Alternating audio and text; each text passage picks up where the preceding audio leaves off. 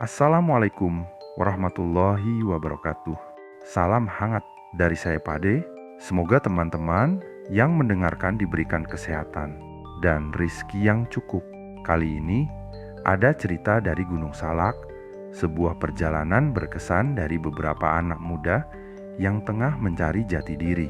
Sebelum mulai ceritanya, jangan lupa klik subscribe dan tekan juga lonceng notifikasinya agar bisa mendengarkan lebih banyak kisah dari saya. Untuk teman-teman yang punya cerita mistis, juga bisa dikirimkan lewat email yang tertera. Dan tanpa basa-basi lagi, mari kita simak ceritanya.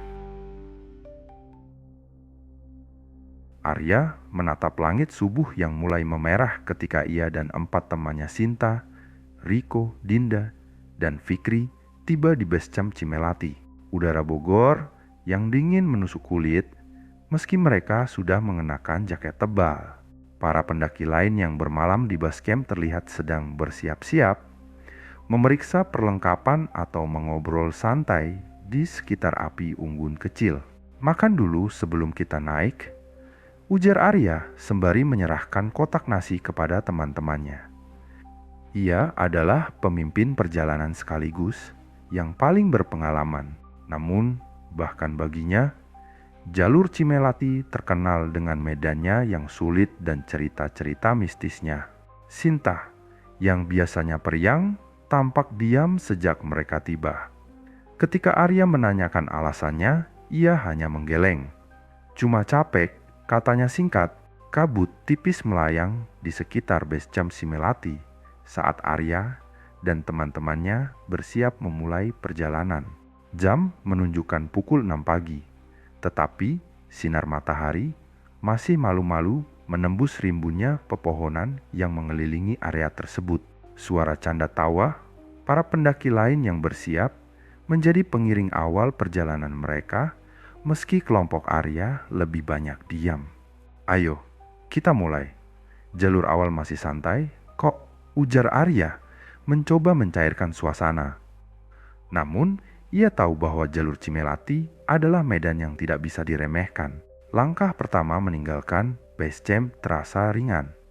Trek awalnya berupa jalan setapak yang landai, melintasi ladang-ladang kecil milik warga dengan deretan pohon pisang di sepanjang sisi jalur. Udara dingin khas kaki gunung memberikan energi segar di setiap tarikan napas. Burung-burung kecil berkicau riang, seperti menyambut mereka dengan melodi pagi. "Lihat itu," seru Riko sambil menunjuk sekumpulan monyet kecil yang bergelantungan di pohon. Dinda terkekeh senang melihat pemandangan itu. Namun, di antara keceriaan mereka, Sinta tetap diam. Ia melirik ke belakang beberapa kali, seperti mencari sesuatu. "Ada apa?" tanya Arya akhirnya ketika mereka berhenti sejenak untuk minum. "Enggak, cuma rasanya ada yang aneh," jawab Sinta pelan, matanya tetap memandang ke arah jalur yang baru saja mereka lewati. Arya mengikuti arah pandangnya, tapi tidak melihat apa-apa kecuali dedaunan yang bergoyang lembut ditiup angin. Setelah sekitar 20 menit berjalan, mereka tiba di titik yang disebut Pintu Rimba. Sebuah papan kayu usang berdiri di samping jalur, bertuliskan Gunung Salak via Cimelati dengan huruf yang mulai pudar.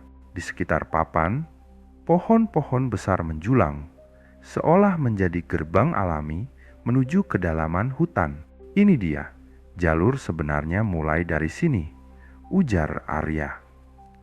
Suaranya terdengar sedikit lebih serius.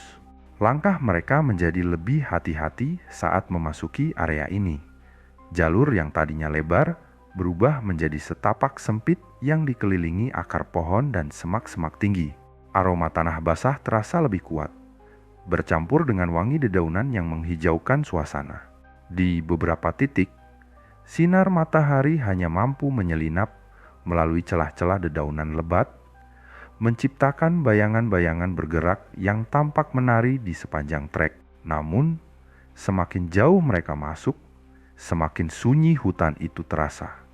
Tidak ada lagi suara burung atau gemerisik hewan kecil. Hanya langkah kaki mereka yang terdengar berirama dengan gesekan tas Terrier yang membentur tubuh. "Kenapa tiba-tiba jadi sunyi begini?" gumam Fikri. "Wajar, mungkin hewan-hewan di sini sudah terbiasa menghindar dari manusia," jawab Arya santai. Namun, di dalam hatinya, ia juga merasa sedikit ganjil. Biasanya, meski di tengah hutan, selalu ada suara serangga atau burung yang memecah kesunyian. Medan semakin menantang saat mereka mendekati pos 1. Tanah basah mulai mendominasi, bercampur dengan batu-batu kecil yang membuat langkah lebih licin. Beberapa akar pohon menjulur keluar dari tanah, memaksa mereka untuk melangkah lebih hati-hati. Sinta yang berjalan di belakang Dinda tiba-tiba berhenti. "Arya," panggilnya dengan nada gemetar. "Ada apa lagi?" tanya Arya yang saat itu sedang berjalan di depan. "Aku merasa seperti ada yang mengikuti kita," bisik Sinta.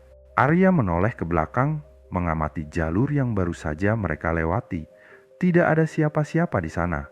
Namun, di antara deretan pohon tinggi, ia merasa seperti melihat sesuatu bergerak cepat. Ia mencoba mengabaikan perasaan itu, menganggapnya hanya bayangan dedaunan yang tertiup angin. "Kamu pasti cuma capek. Kita hampir sampai di pos 1 kok," kata Arya sambil tersenyum, meski ia sendiri mulai merasa waspada. Setelah hampir 1 jam perjalanan dari base camp, mereka tiba di pos 1. Pos ini hanyalah area kecil dengan tanah datar yang cukup untuk beberapa orang duduk beristirahat. Tidak ada bangunan atau tanda-tanda lain, hanya beberapa batu besar yang berserakan di sekitar. "Lumayan juga ya, trek awalnya," ujar Riko sambil menjatuhkan diri di atas batu besar. Dinda mengambil botol minumnya dan menyeka keringat di wajahnya. "Aku baru sadar kalau aku benar-benar enggak olahraga," katanya sambil tertawa kecil. Namun, suasana rileks mereka tidak berlangsung lama. Sinta, yang dari tadi diam, tiba-tiba berkata, "Aku merasa ada sesuatu di sekitar sini. Suasananya beda. Aku juga ngerasa aneh sih," tambah Dinda. Kali ini suaranya lebih serius. Arya memutuskan untuk memeriksa sekeliling, memastikan tidak ada yang mencurigakan. Tapi, di balik setiap pohon dan semak, hanya ada hutan yang gelap dan sunyi. "Kita harus tetap fokus. Jangan biarkan pikiran kita bermain-main," ujar Arya, mencoba mengembalikan semangat kelompoknya. Namun, dalam hatinya ia tahu bahwa sesuatu yang tidak biasa telah menyertai mereka sejak dari pintu rimba. Setelah beberapa menit beristirahat di pos 1, Arya memimpin kelompoknya untuk melanjutkan perjalanan menuju pos 2. Ia melirik ke arah jam tangannya. Waktu masih menunjukkan pukul 7.30 pagi. Namun hutan terasa lebih gelap dari seharusnya. Pepohonan yang tinggi dan rapat seolah menyerap cahaya matahari, menciptakan suasana remang yang hanya diterangi samar-samar oleh sinar yang menyelinap di antara dedaunan. "Jalur ini mulai menanjak," ujar Arya mengingatkan. "Hati-hati dengan akar pohon, mereka licin kalau diinjak." Trek dari pos 1 menuju pos 2 langsung menghadirkan tantangan. Jalur sempit dengan tanah basah dipenuhi akar-akar besar yang menjalar seperti ular, memaksa mereka untuk memanjat di beberapa titik. Sinta yang berjalan di belakang mulai tampak kelelahan. Namun ia tetap mengikuti langkah-langkah temannya dengan diam. Dinda, yang selalu ceria, mencoba menghidupkan suasana. "Aku rasa ini lebih seperti olahraga panjat tebing daripada mendaki gunung," katanya sambil tertawa kecil. Namun tawanya tidak lama bersambut. Yang lain hanya tersenyum tipis, terlalu sibuk menjaga keseimbangan di jalur yang semakin menantang. Setengah jam perjalanan berlalu. Suasana mulai berubah. Hutan yang tadinya hanya sunyi kini terasa berat. Udara semakin dingin meski matahari sudah naik lebih tinggi. Tidak ada lagi suara burung, jangkrik, atau bahkan gemerisik dedaunan. Semua suara terasa hilang, seperti hutan itu menahan napas. "Kalian sadar nggak? Kok makin sepi, ya?" Tanya Riko memecah keheningan. Jangan dipikirkan, jawab Arya singkat. Meski dalam hati ia juga merasa tidak nyaman. Ini biasa di gunung. Kadang memang hutan berubah sunyi, tergantung musim. Namun, langkah mereka melambat seolah-olah mereka semua menunggu sesuatu terjadi. Dinda menoleh ke belakang, memastikan tidak ada yang tertinggal. Tapi, matanya tertahan pada sesuatu di antara pepohonan. Sinta, panggilnya ragu. Sinta yang biasanya cemas, kini berjalan dengan tatapan kosong. Ia menatap lurus ke depan, tidak memperhatikan panggilan Dinda. Ketika mereka hampir mencapai pertengahan perjalanan menuju pos 2, Arya berhenti mendadak. Tunggu sebentar, katanya sambil berjongkok untuk memeriksa sesuatu di tanah. Ada apa? Tanya Fikri mendekat. Arya menunjuk sebuah jejak kaki di tanah yang basah. Itu bukan jejak sepatu mereka, melainkan jejak telapak kaki manusia tanpa alas, besar dan dalam, seperti seseorang baru saja melewati jalur itu. Namun, jalur yang mereka tempuh sangat terjal, dan tidak ada tanda-tanda orang lain sebelum mereka. Siapa yang jalan tanpa alas kaki di jalur seperti ini? Gumam Arya. Ia mencoba meyakinkan diri bahwa itu hanyalah jejak pendaki sebelumnya, meski hatinya mengatakan sebaliknya. Sinta mendekat. Matanya terfokus pada jejak itu. Ini bukan jejak biasa, katanya pelan. Suaranya terdengar hampir berbisik, seperti takut sesuatu akan mendengar. Mereka memutuskan untuk melanjutkan perjalanan dengan langkah yang lebih cepat. Jalur semakin menanjak, dan akar pohon semakin rapat menyulitkan mereka. Di setiap langkah, Arya merasa ada sesuatu yang aneh dengan hutan ini. Ia melirik ke belakang untuk memastikan semua anggota kelompoknya masih bersama. Ketika mereka hampir mencapai pos 2, suara langkah kaki terdengar di belakang mereka. Suara itu berat, seperti seseorang menyeret kaki dengan enggan. Arya menghentikan langkah dan menoleh ke arah sumber suara. Dengar itu, bisiknya kepada kelompoknya. Yang lain mengangguk, wajah mereka tegang. Arya menunggu beberapa saat, namun tidak ada apa-apa di sana. Hanya hutan yang sunyi, seolah suara itu tidak pernah ada. Tapi, ketika mereka mulai berjalan lagi, suara itu kembali terdengar. Kali ini lebih dekat. Kita hampir sampai, ujar Arya sambil mempercepat langkah. Akhirnya, setelah sekitar 1,5 jam berjalan dari pos 1, mereka tiba di pos 2. Pos ini lebih luas dibandingkan pos 1, dengan tanah datar yang dikelilingi pepohonan tinggi. Beberapa batu besar tersebar di sekitar, seperti menjadi tempat alami untuk duduk. Udara di sini terasa lebih dingin, dan kabut mulai turun tipis menyelimuti pemandangan. Namun, kelompok itu tidak merasa lega. Mereka semua menyadari bahwa ada sesuatu yang tidak biasa sepanjang perjalanan tadi. Arya menatap ke arah jalur yang baru mereka tempuh. Riko, yang biasanya optimis, kali ini memilih duduk diam di atas batu, wajahnya pucat. Kalian sadar nggak? Tanya Dinda tiba-tiba. Langkah itu berhenti saat kita sampai di sini. Apa maksudmu? Tanya Arya. Dinda menunjuk ke arah jalur di belakang mereka. Langkah itu seolah-olah hanya mengikuti kita sampai di sini. Arya tidak menjawab. Ia hanya menatap ke arah yang ditunjukkan Dinda, mencoba memahami apa yang sebenarnya terjadi. Di dalam hatinya, ia tahu perjalanan ini baru saja dimulai, dan hutan ini menyimpan lebih banyak misteri dari yang mereka bayangkan. Setibanya di pos 2, kelompok Arya dengan cepat mencari tempat yang cukup datar untuk mendirikan tenda. Pos ini lebih terbuka dan luas daripada pos 1. Namun, sekelilingnya dipenuhi pepohonan besar dan semak-semak yang tebal, menciptakan perasaan terkukung meskipun udara terbuka. Kabut yang turun semakin tebal, menyelimuti mereka seolah membawa mereka lebih dalam ke dalam hutan yang sunyi. Ayo, kita dirikan tenda di sana, kata Arya sambil menunjuk area yang cukup luas di antara dua pohon besar. Fikri dan Riko mulai membuka tenda, sementara Dinda dan Sinta menyiapkan peralatan masak. Meski terlihat seperti rutinitas biasa, setiap langkah mereka terasa berat di bawah kabut yang menggantung. Udara terasa dingin, bahkan lebih dingin dari biasanya, dan setiap gerakan di hutan terdengar semakin jauh. "Apa yang kamu rasakan?" tanya Arya, berbalik ke arah Sinta yang tiba-tiba terhenti. Sinta menggelengkan kepala, tetapi matanya tidak bisa lepas dari pohon besar di dekat mereka. "Aku merasa seperti ada yang mengawasi," jawabnya pelan. Arya mencoba mengalihkan perhatian Sinta. "Kita sudah hampir selesai kok. Pasti hanya imajinasimu saja." Namun, meski perkataan Arya menenangkan, ada yang berbeda dengan atmosfer malam itu. Dinda, yang biasanya ceria, kini memilih untuk tetap diam. Kabut semakin tebal dan hutan semakin sunyi, kecuali suara alat-alat mereka yang saling beradu.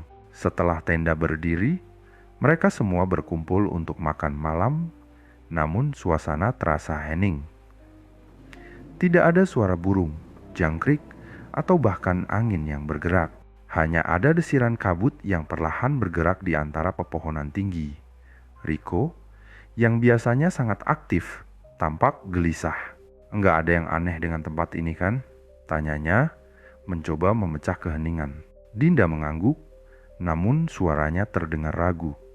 "Entahlah, aku merasa seperti ada yang mengikuti kita." Arya menatapnya sejenak. "Kamu capek, Dinda. Itu cuma perasaan saja."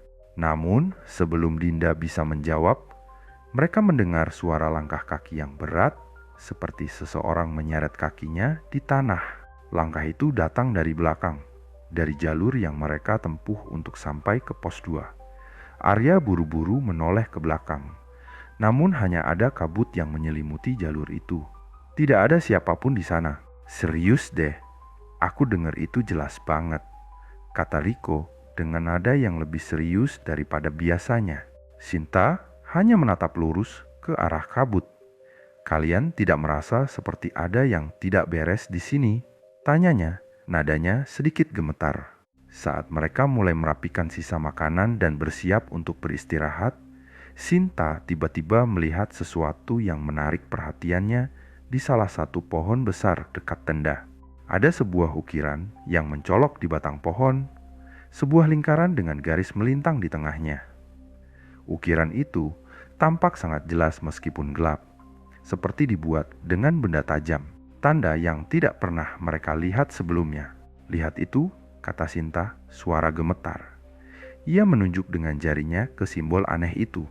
Arya dan yang lainnya mendekat untuk melihat. Arya merasakan ada yang aneh dengan simbol itu, meski ia berusaha meyakinkan dirinya bahwa itu hanya ukiran alami yang dibuat pendaki lain. "Ini bukan ukiran biasa," kata Sinta, suaranya hampir berbisik. "Siapa yang akan mengukir simbol seperti ini di hutan?" Arya bertanya, meskipun ia sendiri merasa tidak nyaman. Namun, sebelum mereka sempat mendiskusikannya lebih jauh, suara yang sama terdengar lagi. Suara tawa melengking, datang entah dari mana, namun sangat jelas dan tajam di antara keheningan malam. "Kita masuk ke tenda sekarang," kata Arya dengan nada tegas. Meskipun ia berusaha mengendalikan dirinya, kegelapan dan kabut mulai memberikan kesan yang lebih menekan. Di dalam tenda, mereka berusaha tidur, meskipun rasa gelisah semakin menyelimuti. Angin malam yang dingin mengguncang tenda, dan suara gemerisik ranting yang patah terdengar dari luar. Tetapi yang lebih aneh adalah mimpi yang mereka alami. Ketika mereka akhirnya terlelap, satu persatu mereka bermimpi tentang sosok tinggi tanpa wajah yang berdiri di tengah kabut, mengawasi mereka. Sosok itu diam tanpa bergerak, namun hadirannya terasa menekan. Dinda terbangun lebih dulu, tubuhnya basah kuyup oleh keringat, wajahnya pucat, dan ia menggigil meskipun suhu udara di luar tenda cukup dingin. "Aku melihatnya lagi. Sosok itu, dia berdiri di tengah kabut," bisiknya. "Sinta juga melihatnya," jawab Arya, matanya tajam memandang Dinda. Semua dari mereka tanpa terkecuali memiliki mimpi yang sama. Sosok itu hadir dengan cara yang sama dalam tidur mereka. Mimpi atau bukan sesuatu terjadi di sini, kata Sinta pelan, matanya penuh kekhawatiran. Arya menggenggam erat tasnya, merasakan ketegangan yang semakin menguat. Hutan Gunung Salak terasa lebih gelap dan misterius dari yang ia bayangkan. Dan mereka tahu, perjalanan mereka baru saja memasuki babak yang jauh lebih mencekam. Matahari mulai naik lebih tinggi, namun kabut yang mengelilingi mereka sejak semalam tampak tak kunjung hilang. Pos 2 terasa semakin sunyi, seakan-akan hutan Gunung Salak menelan setiap suara. Arya berdiri di depan tenda, menatap jalur yang akan mereka tempuh menuju pos 3. Jalur itu semakin sempit, dipenuhi akar pohon yang menjalar dan batu-batu besar yang tersebar di sepanjang jalan. "Sudah siap?" tanya Arya kepada kelompoknya. Masing-masing anggukan kepala, meskipun wajah mereka menunjukkan kecemasan yang tak terungkapkan. Kabut yang menggantung membuat mereka sulit melihat lebih jauh, dan suhu yang menurun membuat setiap langkah terasa lebih berat. "Tadi malam, aku mendengar sesuatu," kata Sinta tiba-tiba. Matanya masih terjaga, namun raut wajahnya kosong. Seperti langkah kaki, tapi tidak ada siapa-siapa. Arya menatap Sinta sejenak, berusaha mencari penjelasan rasional. Itu hanya suara hutan. Kadang ada suara angin yang bercampur dengan suara akar dan ranting. Tidak usah dipikirkan. Namun, rasa cemas yang sudah menggelayuti mereka sejak pos 2 kini semakin menggumpal. Mereka melanjutkan perjalanan tanpa banyak bicara. Masing-masing terbenam dalam pikiran mereka sendiri. Jalur menuju pos 3 semakin menanjak. Akar pohon yang besar tampak seperti raksasa yang menghalangi setiap langkah. Sementara tanah yang basah membuat mereka berhati-hati agar tidak tergelincir. Arya di depan memimpin dengan hati-hati, matanya waspada, mencari petunjuk jalur yang semakin samar. Fikri mengerutkan dahi ketika melihat sesuatu di depan mereka. Di antara semak-semak, sebuah batu besar tergeletak, dan di atasnya terdapat goresan-goresan tajam. Goresan itu membentuk pola yang aneh, mirip dengan simbol yang mereka temukan di pos 2. Tapi kali ini lebih dalam, seolah-olah sesuatu yang kuat telah menggoresnya dengan sengaja. "Lihat itu," kata Fikri, menunjuk batu itu. Arya mendekat, menatap goresan tersebut dengan penuh perhatian. Tapi siapa yang melakukannya? Ini sudah pasti bukan hewan. Mereka terdiam sejenak. Ketegangan mulai merayap. Setiap langkah, mereka semakin disertai dengan rasa waspada yang lebih tinggi. Saat mereka melanjutkan perjalanan, suara tawa kembali terdengar, kali ini lebih dekat, melengking dalam keheningan yang hampir tidak bisa dijelaskan. Suara itu terdengar seperti berasal dari seseorang yang tertawa pelan, tetapi tidak ada siapapun di sekitar mereka. "Jangan bilang itu lagi," kata Riko. Suaranya tegang. "Aku mulai gak suka. Aku rasa kita harus berhenti," ujar Dinda, yang sekarang tampak semakin cemas. "Kenapa semua ini terasa semakin aneh?" Arya menghela napas dalam-dalam, mencoba menenangkan diri. "Kita harus sampai ke pos 3 dulu. Sudah dekat, jangan sampai rasa takut ini mengalahkan kita." Namun, suara tawa itu terus mengikut mereka, seolah-olah ada sesuatu yang mengintai dari balik kabut.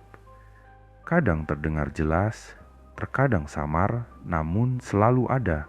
Seakan-akan hutan itu hidup, mengawasi setiap langkah mereka. Beberapa saat setelah suara tawa itu, Riko melihat sesuatu yang mengejutkan. Di tanah, jejak kaki telanjang mulai terlihat jelas di jalur yang mereka lalui. Jejak itu lebih besar dari jejak manusia biasa, dan terlihat seperti baru saja terbentuk. Dengan tepian yang masih segar, seolah-olah ada seseorang yang baru saja berjalan di sini. "Ini bukan jejak kita," kata Riko dengan suara gemetar.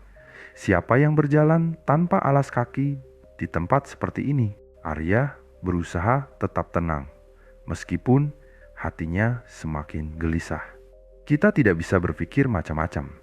Ini bisa jadi jejak pendaki lain. Namun, Sinta, yang biasanya lebih tenang, tampak ragu. Pendaki lain tidak bisa meninggalkan jejak seperti ini, Arya. Itu bukan jejak biasa. Mereka melanjutkan perjalanan dengan langkah yang lebih cepat. Hutan terasa semakin rapat, dengan cabang-cabang pohon yang menjuntai ke bawah, menutupi sebagian jalur mereka. Mereka terus bergerak, tetapi setiap langkah seakan membawa mereka lebih dalam ke dalam misteri yang sulit dijelaskan. Jarak ke pos 3 semakin dekat, tetapi suasana semakin mencekam. Rico yang berjalan di belakang merasa ada sesuatu yang bergerak di belakangnya. Meski tak ada siapapun di sana, setiap kali ia menoleh, kabut menutupi pandangannya. Dan suara alam yang biasanya menenangkan justru semakin mencekam. Dinda menggigil dan Rico menarik nafas panjang. Aku nggak tahu kenapa, tapi aku merasa kita sedang menuju sesuatu yang lebih buruk dari sekadar kabut atau jejak kaki. Akhirnya, mereka tiba di pos 3. Namun, rasa lega tidak segera datang.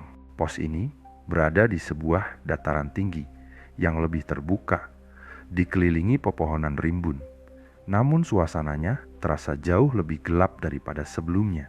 Kabut yang menyelimuti semakin tebal, dan udara dingin mulai menembus pakaian mereka.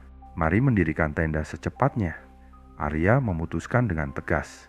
Kita butuh istirahat. Namun, meski tenda sudah didirikan dan api unggun mulai dinyalakan, kelompok itu merasa ada sesuatu yang mengancam. Suara-suara aneh, tawa yang semakin sering terdengar, jejak kaki yang kembali muncul di sekitar pos 3, membuat mereka semakin merasa tidak aman. Malam semakin larut, dan meskipun mereka berusaha tidur, semua merasa gelisah. Mimpi-mimpi buruk yang sama mulai datang lagi. Sosok tinggi tanpa wajah yang mengawasi mereka dari dalam kabut. Langkah kaki yang mengikuti mereka. Suara tawa yang terus menggema. Apa yang sebenarnya terjadi di sini? Tanya Dinda, suara terisak. Apa yang kita hadapi? Arya hanya bisa diam. Matanya menatap api unggun, berusaha memahami apa yang terjadi. Namun satu hal yang pasti, teror ini baru saja dimulai. Pagi itu, setelah beristirahat di pos 3, kelompok Arya memutuskan untuk melanjutkan perjalanan menuju pos 4. Namun, meskipun matahari sudah muncul, kabut tetap tebal menyelimuti hutan. Suasana di sekitar mereka terasa semakin suram, seperti waktu itu terhenti, dan setiap langkah semakin membawa mereka ke dalam ruang yang asing. Jalanan menuju pos 4 menanjak lebih curam, dipenuhi batu-batu besar dan akar pohon yang mencuat ke permukaan. Sepertinya hutan ini semakin gelap ya, kata Dinda. Suaranya terdengar gelisah saat ia berjalan di samping Arya. Arya mengangguk pelan. Iya, kabutnya juga enggak hilang-hilang. Semakin mendalam kita masuk, semakin aneh rasanya. Mereka melangkah satu persatu, terus memanjat dengan tekad, meskipun hati mereka mulai dipenuhi kecemasan yang tak bisa diungkapkan.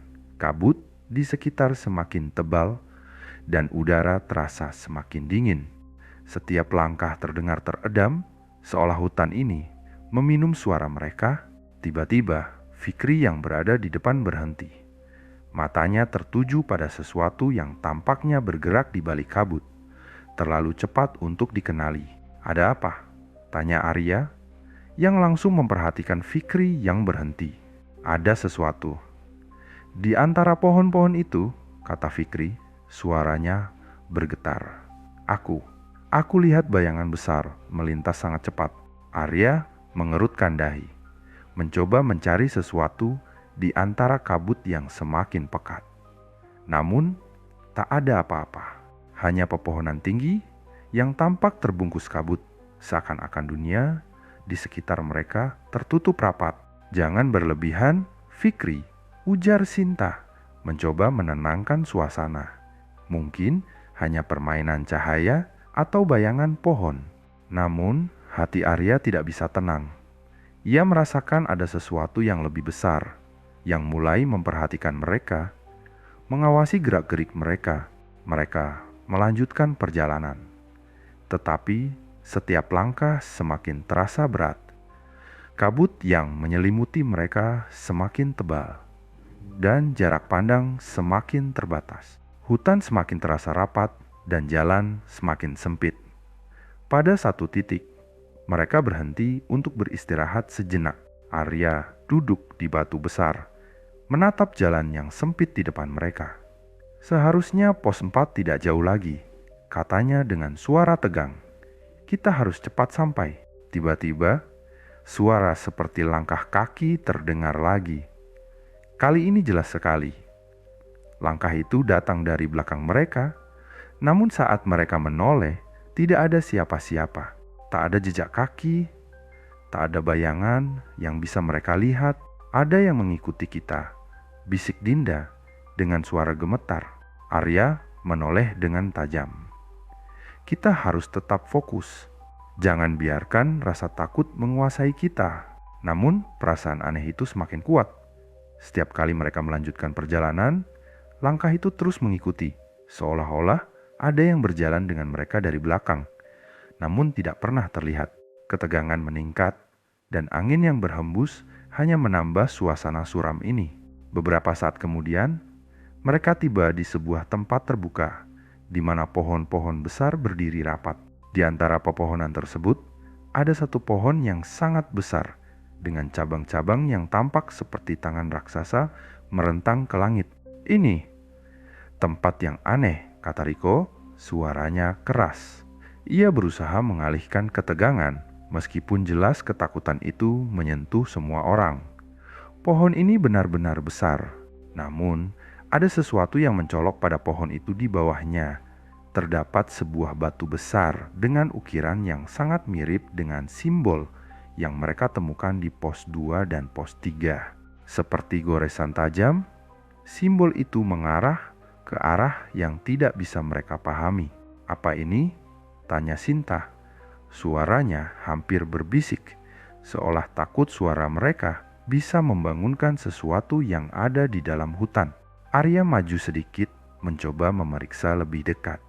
Ia merasakan ada energi yang sangat berat di sekitar pohon itu. Ia meletakkan tangan di batu besar itu, dan untuk sesaat udara terasa lebih dingin dari sebelumnya. Seperti ada sesuatu yang mengendap di sekitar mereka, menunggu. Tiba-tiba, kabut yang tebal itu bergerak, seolah-olah terbagi oleh sesuatu yang tak tampak. Secepat kilat, bayangan gelap melintas di antara pohon-pohon besar tersebut. Sosok itu tinggi, besar, dan tampak mengamati mereka dari kejauhan. "Cepat, kita harus pergi sekarang," teriak Arya. Suaranya tajam dan penuh perintah. Mereka berlari, melupakan jalan yang biasa mereka ambil, mencari jalur yang lebih aman. Namun, semakin jauh mereka berlari, semakin jelas perasaan bahwa sesuatu mengikuti mereka, menutup setiap jejak yang mereka tinggalkan. Tawa pelan itu kembali terdengar. Kali ini sangat jelas, diikuti oleh suara langkah kaki yang semakin mendekat. Ketegangan di dalam hati mereka semakin tak terkendali. Setiap kali mereka menoleh, kabut semakin tebal dan bayangan itu semakin jelas, mendekat dengan kecepatan yang tak terjangkau oleh pikiran mereka. Seperti sesuatu yang lebih tua dari waktu itu sendiri, menyusup dalam keheningan, menghantui setiap jejak mereka. "Posmat, kita harus sampai," kata Riko dengan napas tersengal. Namun, saat mereka hampir sampai, bayangan itu muncul di depan mereka, terlalu dekat untuk dihindari. Setelah melewati perjalanan yang penuh ketegangan, akhirnya kelompok Arya tiba di pos 4. Kabut yang menyelimuti hutan semakin tebal, dan suasana di sekitar mereka terasa semakin gelap, meskipun waktu menunjukkan siang hari. Pos ini berbeda dari yang mereka temui sebelumnya. Lebih terbuka dengan sedikit ruang terbuka yang bisa mereka gunakan untuk beristirahat. Namun, udara terasa semakin dingin, hampir membekukan, seolah-olah ada kekuatan tak terlihat yang menguasai tempat ini. "Jadi, ini pos 4?" tanya Fikri dengan nada ragu. Matanya mengelilingi tempat itu. Kurasa kita harus berhati-hati di sini. Di depan mereka, sebuah batu besar menonjol dengan ukiran aneh yang hampir tidak terlihat, namun cukup jelas bagi Arya yang mendekat. Ukiran itu adalah pola geometris yang tidak mereka kenali sebelumnya. Ada garis-garis yang saling menyilang, membentuk simbol yang menyerupai matahari dengan serpihan-serpihan yang mengarah keluar, mengelilingi titik pusat yang gelap. Ini aneh, gumam Arya. Pola ini berbeda dari yang kita temui sebelumnya. Simbol itu sepertinya tidak hanya berupa ukiran biasa. Sesuatu tentangnya terasa tidak pada tempatnya, dan semakin dekat mereka dengannya, semakin kuat perasaan bahwa simbol ini memiliki kekuatan yang tidak mereka mengerti. Sementara itu, Sinta, yang biasanya lebih pendiam, melihat sesuatu di tanah. Di dekat batu besar, ada bekas jejak kaki yang tidak biasa. Jejak itu tampak sangat besar, lebih besar dari jejak manusia biasa, dan memiliki bentuk yang aneh. Jejak itu mengarah ke dalam hutan, menuju jalur yang lebih gelap. Lihat itu, kata Sinta dengan suara pelan, menunjuk ke arah jejak yang samar. Arya mengerutkan dahi dan mendekati jejak tersebut. Tapi, ini tidak bisa jadi jejak manusia, ujar Arya. Tangannya menyentuh tanah yang masih lembab, merasakan jejak itu yang mengarah lebih dalam ke hutan. Jejak tersebut tidak teratur. Beberapa di antaranya bahkan tampak terputus-putus, seolah-olah kaki itu tidak menyentuh tanah sepenuhnya. Ada sesuatu yang sangat ganjil tentang jejak ini. Arya merasa ada yang mengawasi mereka, meskipun tidak ada seorang pun di sekitar mereka. Ini tidak bisa dibiarkan begitu saja, kata Arya, menatap teman-temannya dengan serius. Kita harus mengikuti jejak ini. Namun, sebelum mereka bisa melangkah lebih jauh, suara gemerisik terdengar di belakang mereka. Semua menoleh, dan ketika mereka melihat ke belakang, tidak ada apa-apa. Tetapi, kabut itu mulai bergeser. Dan dari jauh, mereka bisa melihat sebuah bayangan besar bergerak perlahan di antara pohon-pohon. Tidak mungkin. Ada sesuatu di sana, kata Riko. Suaranya bergetar. Apa itu? Bayangan itu hanya tampak sebentar, menghilang begitu cepat seperti hantu yang menghilang di balik kabut tebal. Hutan kembali sunyi, tapi ketegangan mulai mengisi udara. Arya memutuskan untuk melanjutkan perjalanan. Mereka mengikuti jejak yang aneh itu dengan hati-hati, seolah setiap langkah membawa mereka semakin jauh dari kenyataan. Hutan semakin gelap, dan seakan-akan dunia di sekitar mereka berubah. Daun-daun kering yang biasa terjatuh dari pohon-pohon seolah tidak ada lagi, digantikan oleh udara dingin yang membekukan dan suara-suara yang tidak bisa dijelaskan. Saat mereka melangkah lebih jauh, Sinta tiba-tiba melihat sesuatu di atas pohon. Di salah satu dahan ada benda kecil yang tergantung dengan sangat aneh. Tampak seperti potongan kain yang robek. Potongan kain itu bergerak perlahan, seolah tertiup angin, meskipun angin itu sendiri tidak ada.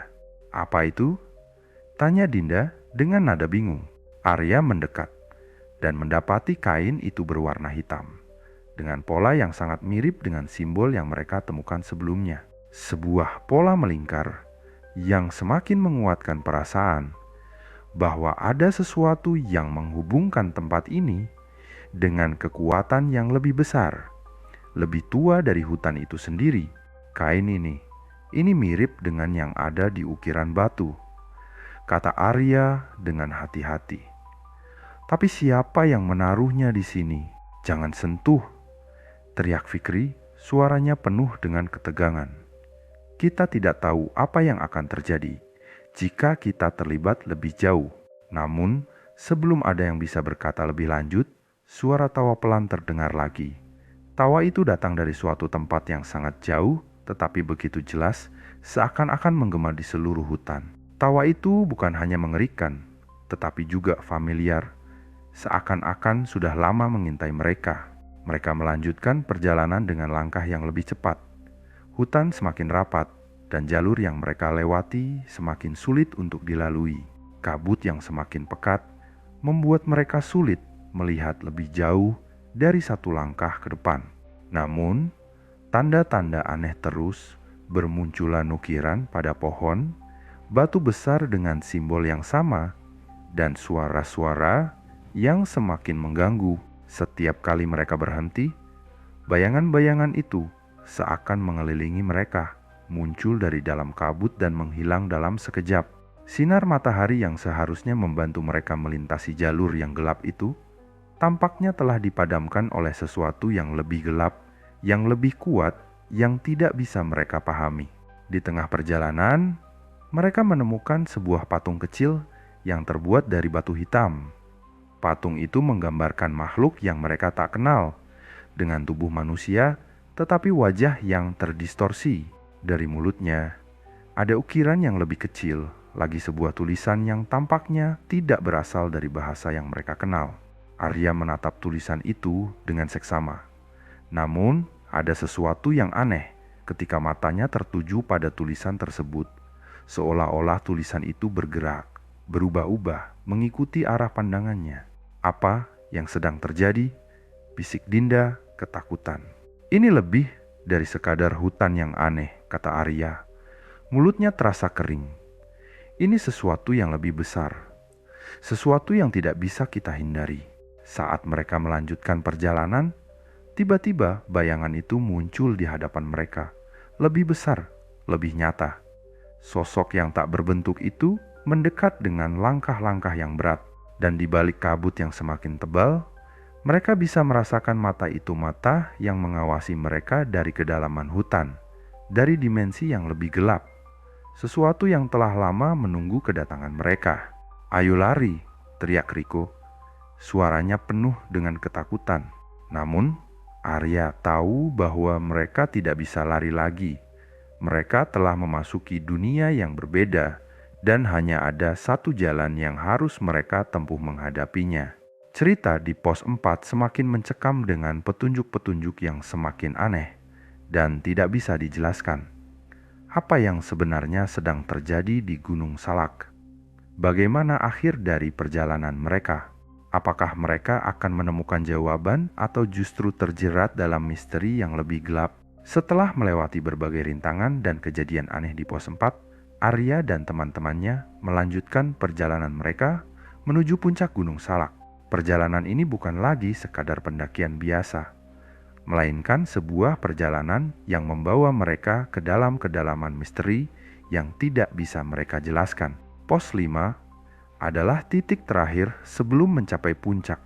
Jalur yang mereka lewati semakin terjal, dan kabut yang sebelumnya menyelimuti hutan kini berubah menjadi hujan gerimis yang dingin, menyapu setiap sudut tubuh mereka. Suara tetesan air yang jatuh dari daun-daun menambah kesan kesunyian yang menggelisahkan. "Pos 5 di depan sana," kata Arya, sambil menunjukkan sebuah tanda kecil yang hampir tak terlihat di antara pepohonan yang rapat. "Tapi kita harus berhati-hati. Ke puncak tinggal sedikit lagi." Mereka melangkah maju, dan suasana semakin berat. Hutan semakin rapat, jalur semakin sempit, dan angin yang datang seolah membawa bisikan dari jauh. Langkah demi langkah mereka menapaki jalanan berbatu yang licin. Dan meskipun matahari hampir terbenam, kabut semakin tebal. Ketegangan terasa menggelayuti setiap napas mereka. Tiba-tiba, dari kejauhan, mereka mendengar suara gemerisik yang aneh. Suara itu semakin mendekat, seolah ada sesuatu yang mengikuti mereka, bergerak cepat di balik kabut yang semakin pekat. "Ada apa itu?" tanya Sinta, berbisik ketakutan. Arya mempercepat langkahnya. "Tidak ada waktu untuk berhenti. Kita harus ke puncak." Namun, meskipun mereka terus melangkah maju, rasa tidak nyaman itu semakin besar.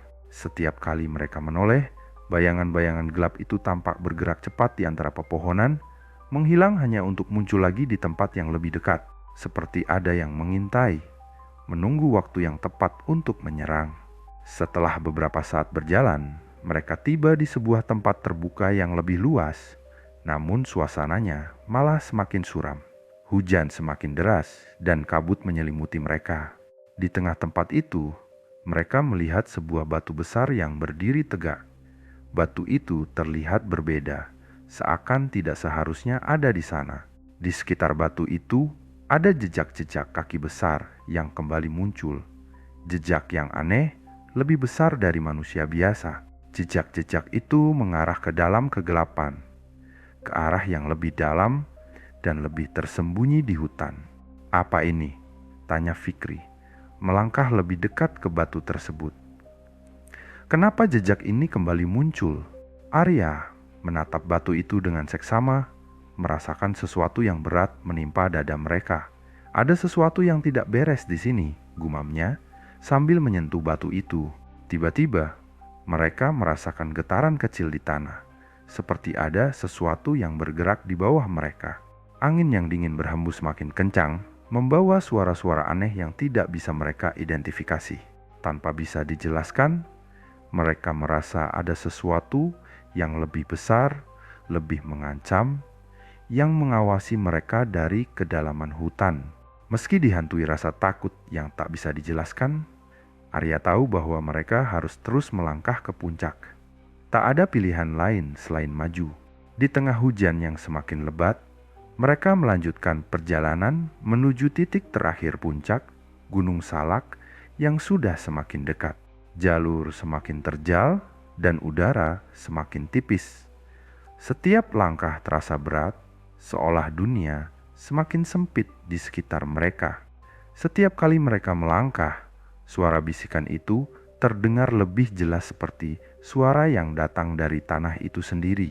"Tunggu!" teriak Sinta, menarik tangan Arya. "Ada sesuatu di sana." Di depan mereka, tampak sebuah bayangan gelap berdiri diam di antara pohon-pohon. Bayangan itu tinggi, hampir tidak terlihat, hanya bagian-bagian gelap yang memancarkan aura kegelapan. Perlahan, bayangan itu bergerak ke arah mereka, semakin mendekat. "Kita harus lari," teriak Riko. Tetapi sebelum mereka bisa bergerak, bayangan itu sudah muncul di depan mereka dengan cepat. Kini mereka sudah tiba di pos terakhir sebelum puncak.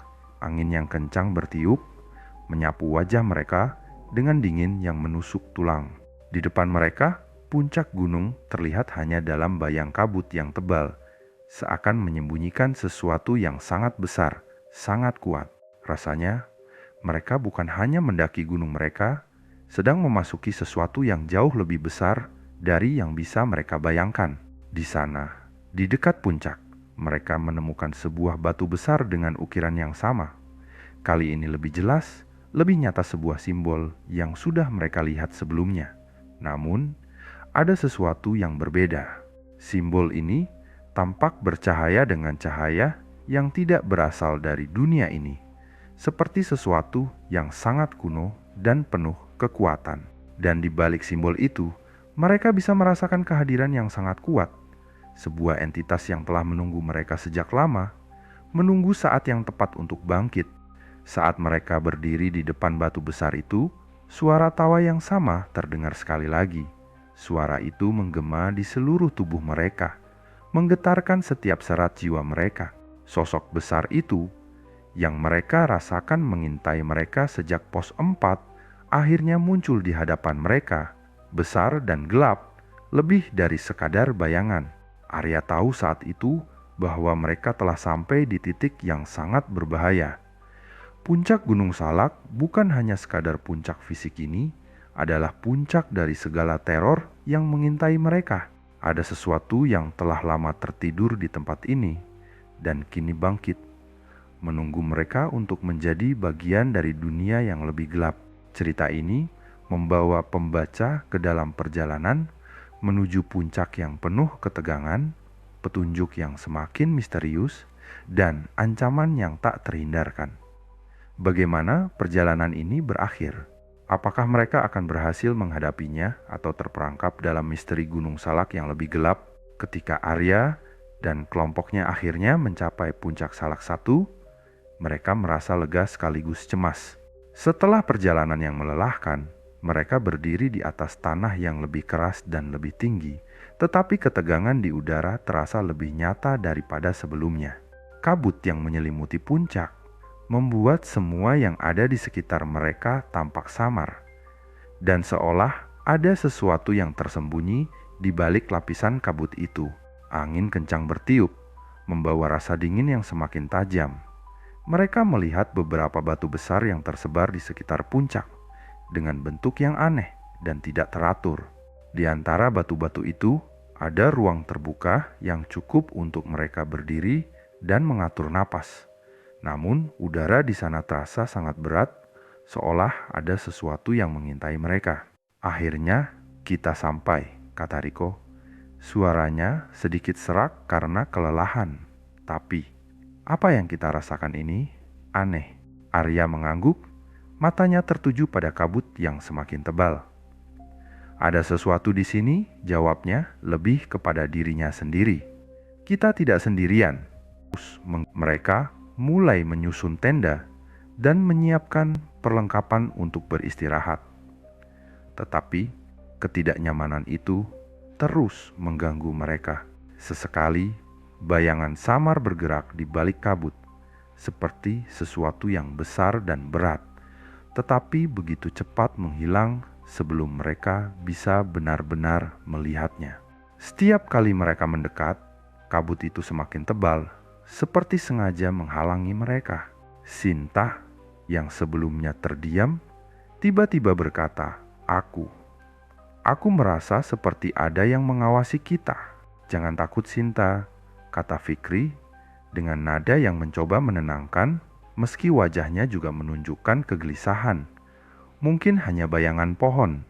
Namun, Arya tidak bisa begitu saja mengabaikan perasaan aneh itu. Ia terus memperhatikan kabut yang bergerak di sekeliling mereka, seakan sesuatu yang tidak terlihat sedang mengintai, mengikuti setiap langkah mereka. Suara angin yang berdesir membawa bisikan yang samar, seperti suara seseorang yang sedang berbicara di kejauhan, namun tidak ada siapa-siapa. Tiba-tiba mereka mendengar suara langkah kaki yang berat, seperti sesuatu yang besar sedang bergerak di tanah yang keras. Semua menoleh ke arah suara itu, tetapi hanya kabut tebal yang terlihat, seakan-akan suara itu datang dari segala arah sekaligus. Lalu, sebuah sosok besar muncul di antara kabut, membentuk bayangan gelap yang semakin mendekat. "Mereka datang," teriak Dinda dengan suara gemetar. Itu bukan manusia. Sosok itu tidak tampak sepenuhnya jelas. Wajahnya tampak samar, seperti kabut yang menyatu dengan tubuhnya. Tangan-tangan besar yang menjulur dari tubuhnya tampak panjang dengan kuku yang tajam mencengkeram tanah dengan suara berderak. Setiap gerakan sosok itu semakin mendekat, membuat udara semakin menegang. "Arya, apa itu?" tanya Sinta.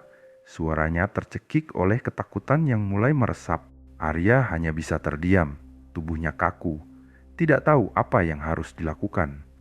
Bayangan itu semakin dekat, dan tanpa ada pilihan lain, dia melangkah maju. Tiba-tiba, suara tawa yang dingin dan menggema terdengar dari arah sosok tersebut. "Kalian akhirnya datang. Sudah lama menunggu." Suara itu bergema, seperti suara dari dalam bumi, dalam dan menggetarkan. Arya dan teman-temannya terkejut. Mereka belum pernah mendengar suara seperti itu sebelumnya. Seperti ada sesuatu yang lebih tua dari waktu yang sudah menunggu di puncak ini. Siapa kamu?" tanya Arya dengan suara yang hampir tidak terdengar. Tubuhnya gemetar. Sosok itu tidak menjawab, tetapi bayangan itu perlahan mulai berubah. Dari kabut yang semakin tebal, bentuk tubuh itu semakin jelas. Dan kini mereka bisa melihat mata yang menyala merah, memancarkan cahaya yang gelap. Itu bukan manusia, itu adalah sesuatu yang jauh lebih besar, lebih tua, dan lebih mengerikan. Sosok itu perlahan bergerak lebih dekat. Dan saat itulah mereka menyadari bahwa sosok itu bukan hanya satu entitas melainkan bagian dari sesuatu yang lebih besar.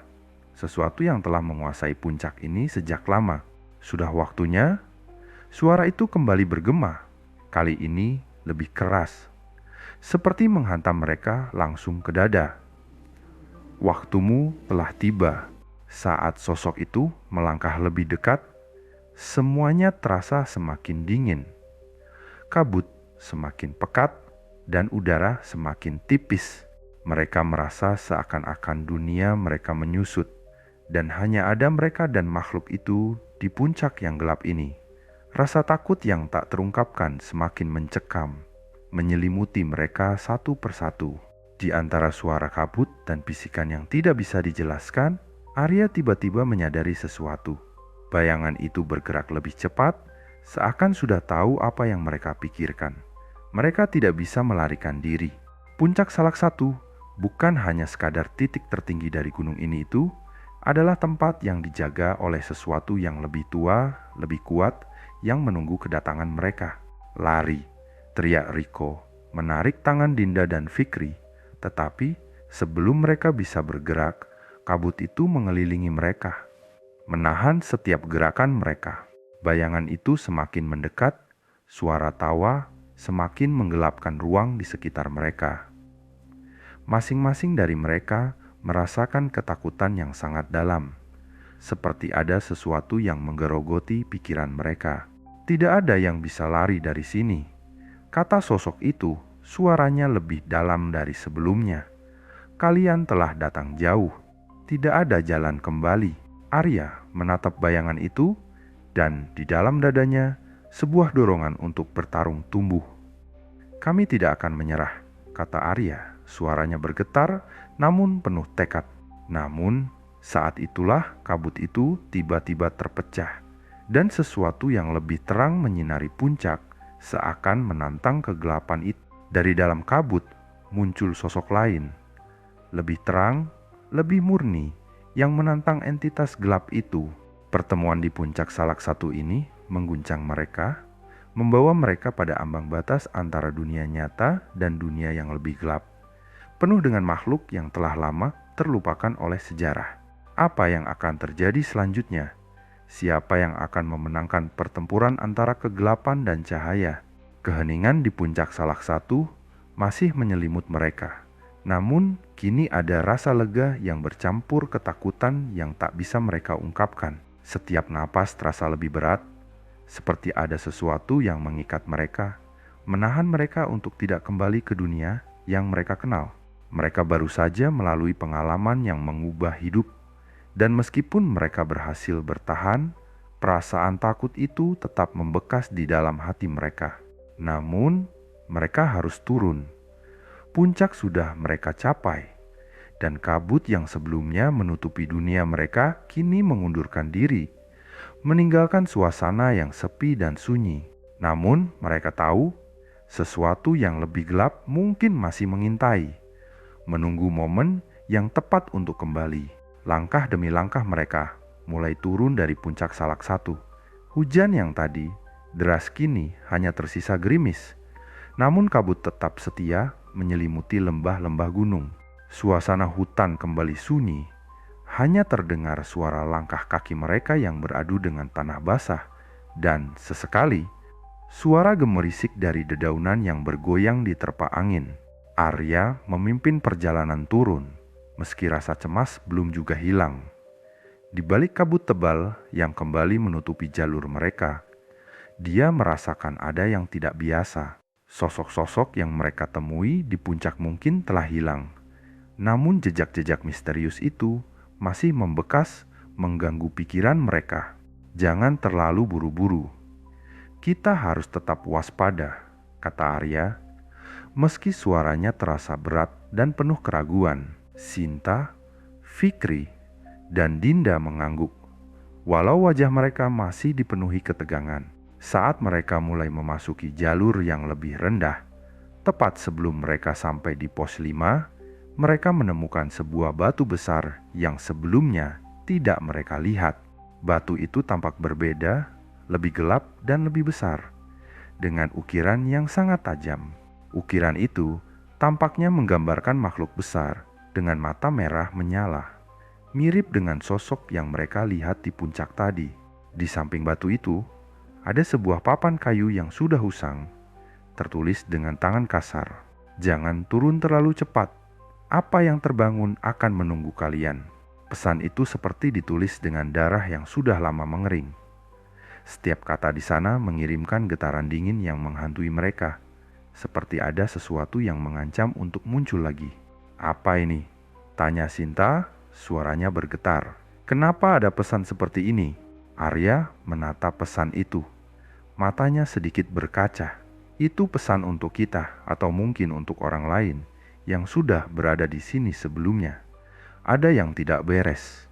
Fikri melangkah maju, mengusap tulisan di papan itu dengan telapak tangannya. "Mungkin ini peringatan," katanya pelan. "Tapi siapa yang menulisnya?" Semua diam, merasakan tekanan yang semakin berat di udara. Mereka melanjutkan perjalanan dengan perasaan cemas yang semakin menguat.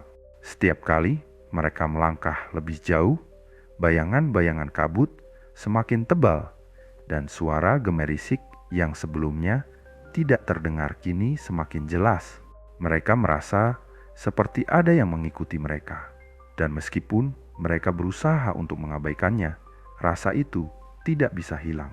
Di tengah perjalanan, mereka berhenti untuk sejenak beristirahat di sebuah batu besar yang terletak di sisi jalur. Tidak ada suara selain desiran angin yang semakin dingin dan suara air yang mengalir dari lembah jauh di bawah mereka. Mereka duduk sejenak, mencoba mengumpulkan tenaga, namun perasaan cemas itu tetap menghantui. "Puncak itu bukan tempat yang biasa," kata Dinda. Suaranya hampir seperti berbisik. "Apa yang kita temui di sana ada yang lebih dari sekadar legenda." "Ya, aku merasakannya juga," kata Arya. Menatap ke bawah, matanya penuh kekhawatiran. "Kita mungkin hanya bisa keluar hidup-hidup jika kita tahu apa yang sebenarnya terjadi di sana." Perjalanan turun semakin lama semakin terasa berat. Kabut tebal yang menyelimuti jalur mulai menutupi pandangan mereka, hingga mereka hanya bisa melihat satu sama lain dalam jarak yang sangat dekat.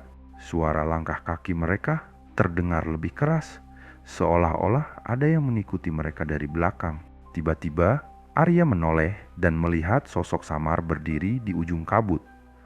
Sosok itu hanya tampak sekelebat, tapi cukup untuk membuat jantungnya berhenti berdetak sejenak. Sebelum dia sempat berbicara, sosok itu menghilang kembali ke dalam kabut. "Ada sesuatu di belakang kita," kata Arya.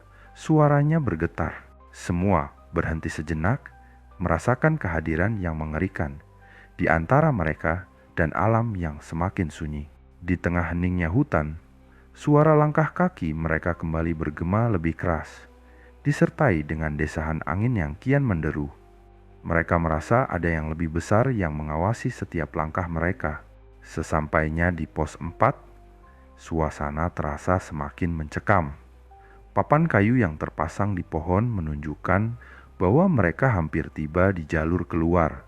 Tetapi perasaan tidak nyaman itu semakin menguasai mereka. Sesuatu yang terpendam di dalam gunung ini tampaknya tidak ingin mereka pergi dengan mudah. Saat mereka mulai melangkah menuju jalur terakhir, sebuah suara terdengar kembali dari kabut, kali ini lebih jelas dan lebih keras. "Kalian telah datang terlalu jauh, jangan berharap bisa keluar dengan utuh." Suara itu bergema, menambah beban dalam hati mereka. Ketika mereka tiba di base camp, rasa lega seakan mengalir kembali ke dalam tubuh mereka, tetapi perasaan bahwa mereka tidak sepenuhnya aman masih terus menghantui. Puncak salak telah mengubah mereka, dan jejak kegelapan yang mereka temui tidak akan mudah dilupakan. Pesan yang mereka temukan, bayangan yang mengikutinya, semuanya masih tertinggal dalam pikiran mereka. Gunung Salak bukan hanya sekadar tempat untuk mendaki, tapi juga sebuah ruang di mana masa lalu dan kegelapan terhubung dengan dunia nyata, menunggu untuk dibangkitkan. Apa yang sebenarnya terjadi di puncak? Apakah mereka hanya melarikan diri dari kenyataan yang lebih mengerikan yang akan muncul suatu saat nanti? Jawaban atas pertanyaan itu mungkin akan terus mengganggu mereka sepanjang hidup mereka. Beberapa bulan telah berlalu sejak mereka turun dari Gunung Salak. Arya, Sinta, Fikri, dan Dinda kini menjalani kehidupan mereka kembali di kota. Tetapi perasaan aneh itu belum juga hilang. Setiap malam, kabut yang mereka temui di puncak datang kembali dalam mimpi mereka. Dan setiap kali mereka terjaga, ada perasaan bahwa sesuatu yang lebih gelap, yang lebih tua, terus mengikuti mereka, mengintai dari balik bayang-bayang kehidupan sehari-hari. Mereka berkumpul di sebuah kafe di pinggir kota, tempat yang biasa mereka kunjungi sebelum pendakian itu. Namun, kali ini suasana terasa berbeda. Meski percakapan mereka ringan dan canda tawa kembali menghiasi meja mereka, ada kesunyian yang tak terucapkan di antara mereka. Sinta tampak sering melirik keluar jendela, seolah menunggu sesuatu yang tak bisa ia jelaskan. Fikri memandangi ponselnya, sesekali mereset layar, seperti ada sesuatu yang mengganggunya. Dinda hanya diam, meminum kopinya tanpa berkata-kata. "Apa kita benar-benar selamat?" tanya Arya, memecah keheningan yang terbentuk di meja itu. Sinta menatapnya, dan jawabannya tak datang begitu saja. "Aku masih bisa merasakannya," Arya katanya dengan pelan. "Setiap malam, aku merasa ada yang mengawasi dari jauh. Bayangan itu, atau mungkin, entah apa yang kita temui di sana." Fikri mengangguk pelan. "Aku juga merasakannya. Kadang, aku merasa ada suara-suara yang menggema di dalam kepala, seperti ada yang memanggil." Dinda menunduk, menggenggam cangkir kopinya lebih erat. "Aku bahkan mencoba untuk mencari tahu lebih banyak tentang gunung itu, tentang sejarahnya, tapi semakin aku mencari, semakin aku merasa ada yang tidak ingin kita tahu." Arya menghela napas panjang, menyandarkan tubuhnya pada kursi. "Tapi kita sudah turun, kita sudah keluar dari sana. Kenapa kita harus terus diganggu oleh semua ini?" Malam itu, setelah pertemuan mereka berakhir, Arya berjalan pulang sendirian. Cuaca sudah mulai mendung dan angin dingin menyapu jalanan. Kabut yang biasa hanya muncul di pegunungan, tiba-tiba muncul di sekitar kota, menyelimuti setiap sudut jalan.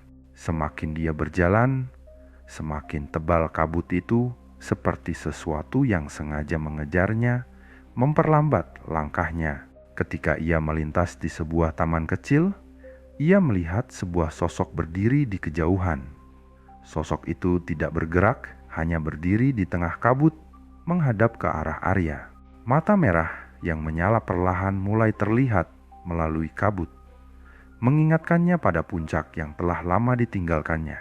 Arya berhenti, tubuhnya membeku. Bayangan itu bergerak perlahan, mendekatkan dirinya kepada Arya. Tawa yang dingin yang menggelitik di dalam tulang terdengar kembali. "Kenapa kau kembali?" Suara itu bergema seperti suara dari dalam tanah. Jantung Arya berdebar hebat. Dengan sekuat tenaga, ia mencoba untuk berlari, tetapi kakinya terasa terikat, seolah-olah tanah itu menahan setiap langkahnya. Saat pagi tiba, kabut itu menghilang begitu saja. Tak ada yang tahu mengapa kabut itu muncul begitu mendalam di kota, atau mengapa sosok yang sama kembali muncul di malam hari. Namun, bagi Arya dan teman-temannya, kenyataan bahwa sesuatu yang mengerikan dan tak terdefinisikan terus mengintai mereka adalah sebuah kenyataan yang tak bisa mereka lupakan. Mereka tahu, meskipun gunung itu kini jauh di balik mereka, jejak kegelapan yang ada di puncaknya tidak akan pernah benar-benar hilang. Mereka bukan hanya mendaki gunung itu, mereka juga telah melewati batas yang tak bisa dipahami oleh orang-orang biasa. Dan seperti pesan yang mereka temukan di batu, sesuatu yang telah terbangun di gunung itu akan terus menunggu hingga waktunya tiba. Mungkin mereka tidak akan pernah benar-benar aman. Mungkin mereka hanya selamat untuk sementara waktu. Tetapi dalam hati mereka, mereka tahu satu hal pasti: Gunung Salak memiliki cara untuk mengingatkan mereka. Dan ketika kabut datang lagi, mereka tidak akan tahu apakah itu adalah awal dari akhir, atau hanya tanda bahwa mereka akan kembali ke tempat yang lebih gelap.